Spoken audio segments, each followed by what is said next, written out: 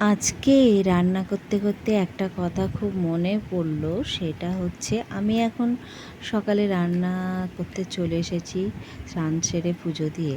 তো good morning, প্রমিলা মুখার্জি ব্লগে অনেক স্বাগত। আশা করি আপনারা সবাই ভালো আছেন, সুস্থ আছেন, আমিও ভালো আছি।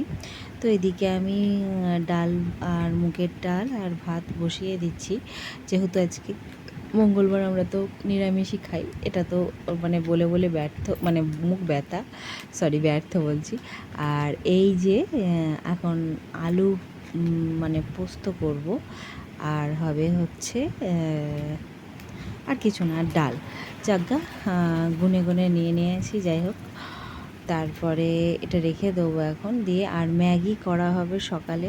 এই ছেলে আর আমি একটু খাবো, তো পোস্তটা অল্প করে দিয়ে একটু কাঁচা লঙ্কা, পোস্তর তো অনেক দাম, তাই অল্প করেই খরচা করা হয়।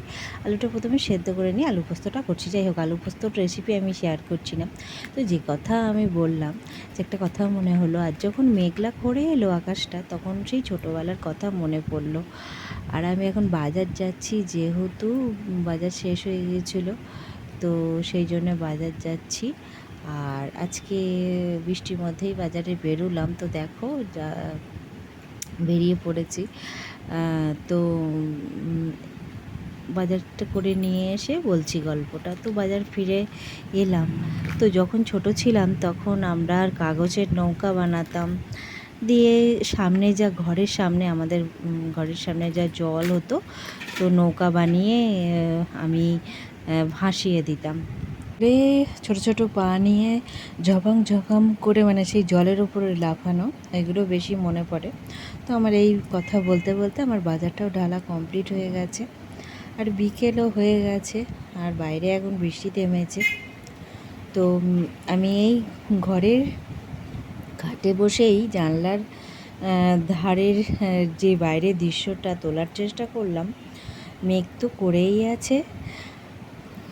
আজকের মতো ব্লগ শেষ করলাম।